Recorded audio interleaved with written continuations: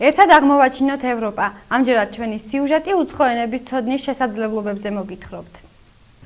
ავსტრიელმა ფილოსოფოსმა ლუდვიგ ვიტგენშტეინმა ერთხელ თქვა: ჩემი ენის საზღვრები არის ჩემი სამყაროს საზღვრები.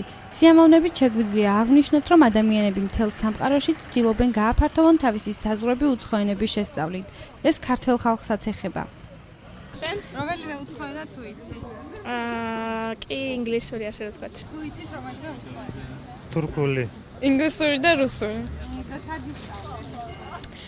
ჯერ კერძო მასწავლებელთან, მერე პრაქტიკით. რომელიმე უცხო ენა თუ იცი? კი, რომელიმე? ინგლისური.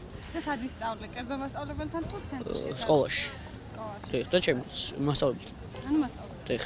თუ გინდა რომელიმე უცხო ენის სწავლა კიდევ? აუ კი. გერმანული. როგორც გამოკითხვებმა აჩვენა, ყველაზე პოპულარული ენა საქართველოში ინგლისური, თურქული და გერმანულია. ქართველები ასევე დაინტერესებულები არიან რუსული, იტალიური, ესპანური და ფრანგული ენების შესწავლით. ძირითადად ენის შესწავლისთვის იყენებენ ინდივიდუალურ გაკვეთილებს. დასავლეთ ევროპაში დანამდვილებით შეიძლება ვთქვათ, რომ ენების მეფე არის ინგლისური. ინგლისურის შემდეგ მოდის ფრანგული და ესპანური, მათ მოყვება იტალიური, გერმანული და რუსული. დასავლეთ ევროპაში უცხო ენებს ენების სკოლებში შეისწავლიან. მსოფლიოში სწრაფი ცვლილებების გამო ექსპერტები ცდილობენ იწინასწარმეტყველონ, რომელი ენები იქნება ყველაზე მოთხოვნადი. მაგალითად, სამუშაო ბაზარზე. PwC-ის ეკონომიკური პროგნოზი გვეუბნება, რომ მალე ისეთი ენების ცოდნა, როგორიც არის ჩინური, რუსული ან თუნდაც ჰინდი, შეიძლება იყოს ძალიან დამხმარე სამსახურის პოვნისთვის. მაგრამ ექსპერტებს არ აქვთ ეჭვი, რომ პროფესიონალური განვითარების ბაზა არის და იქნება ინგლისური ენა.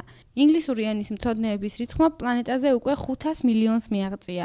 ეს ენა დომინირებს არამხოლოდ ბიზნესის და ვაჭრობის სამყაროში, არამედ დამატებით პოპულარული გახადა ჰოლივუდის ფილმების პროდუქცია. რა დამატებითი სარგებელი შეიძლება ჰქონდეს ადამიანს უცხო ენების ცოდნით?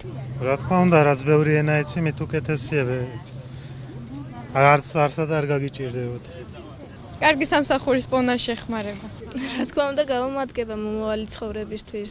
რა უკეთ ვიცხოვრო ალბათ. დააპირებ კიდევ. რა თქმა უნდა. გერმანული და ინგლისური მაინც პირველი ენები არის და გამომადგება უცხოეთ ყოველ ქვეყანაში. ხმე ვიცი ინგლისური, ცოტა რუსული, ასევე ფრანგული, უნგრული და ქართული. მე მინდა შევისწავლო იტალიური და ესპანური და გავაუმჯობესო ჩემი ქართული და ფრანგული. ადამიანებს აქვთ უკეთესი შესაძლებლობები, რომ დაიწყონ კარგი სამსახური. ასევე ეხმარებათ შეიძინონ ახალი მეგობრები საზღვარგარეთ და იქონიონ საინტერესო კომუნიკაცია საზღვარგარეთის მოქალაქეებთან. გლობალიზაციის ერაში უცხო ენების ცოდნა ერთ-ერთი ყველაზე მოთხოვნადი უნარია სამუშაო ბაზარზე. ლინგვისტური კომპეტენციის განვითარება არის ინვესტიცია მომავლისთვის და გზა, რომ ადამიანებმა განავითარონ საკუთარი თავი.